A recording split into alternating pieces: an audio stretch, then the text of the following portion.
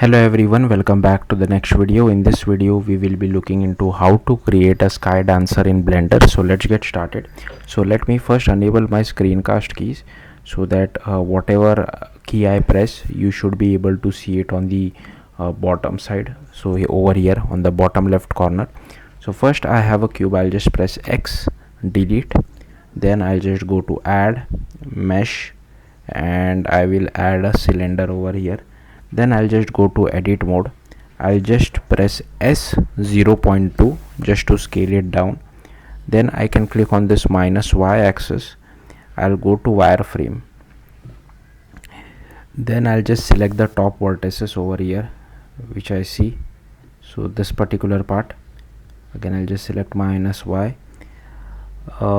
Then just do G and Z, GZ. Okay, then add a loop cut at the center. Then here I'll just change the number of loop cuts to 28, I guess. I mean, you can change it to whatever you feel like. Then I'll go to face mode. I'll go to this particular viewport shading. I'll select the, again I'll get rid of our loop cut by pressing this. I'll just press top of our loop cut, press X, delete faces. Select the bottom as well, X, delete faces.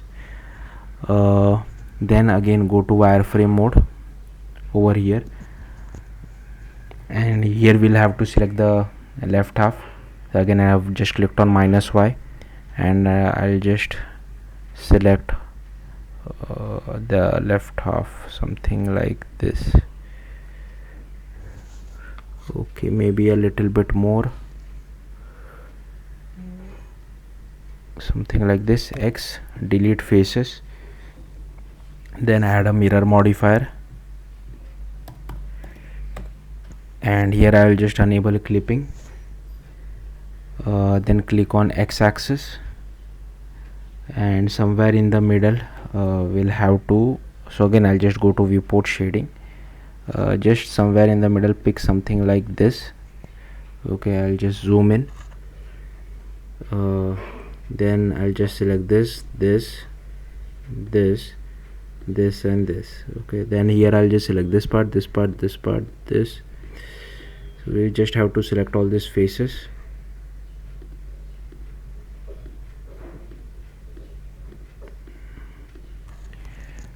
Okay, once we have selected all this, we have to do ES, so something like this. Then X, delete faces. Okay, I'll just do Command Z. I'll just do ES a little bit more. Yeah, then X, delete faces. Then I'll just go to edge mode. I'll just select this particular edge, and then just do Shift Option S, and I'll make it kind of like a circle. I think it is going a lot, so something like this is fine. Then just do ES, like this, move it inwards. Then you can just do Command plus, and if you want you can smooth it out a little. So yeah, this is fine. Then we just select the edge again. So here I have this. I'll just select this edge and then move it a little. So I'll just press this option, just move it like this.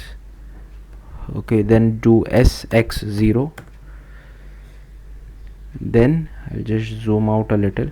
I'll just extrude it like this. I'll rotate it if I want. Yeah, okay. Then add loop cuts again. So I'll just select this one. I'll add a loop cut, and I'll add 20 loop cuts. Then I just need to select the outer face. So I'll just get rid of loop cut by pressing this. I'll just select this particular, sorry, not this one, this one, yeah. So this particular part is selected. Then I can just go to select, checker deselect, so that it selects the alternate one.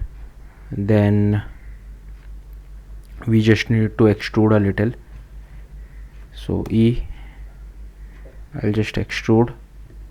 Okay, then I just press shift R twice, so that it extrudes it again and again. Then need to do the same for top face as well.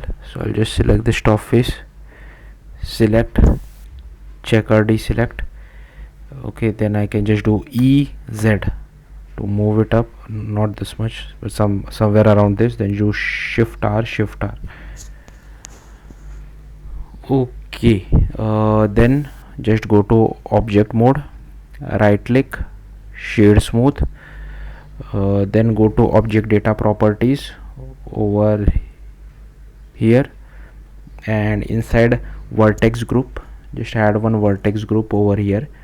Then again go to edit mode, select the bottom edge, so this particular part, then click assign over here, this assign button which we have. Then go to object mode, go to physics, then add cloth as well. Then under shape, so again I'll just scroll down, under shape I'll pin group, I'll just select this particular group.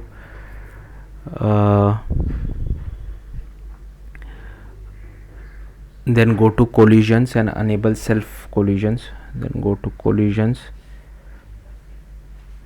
enable self collisions, check pressure and make it 12. Okay, where is pressure? So here is our pressure, make it as 12. Then we need to search for stiffness.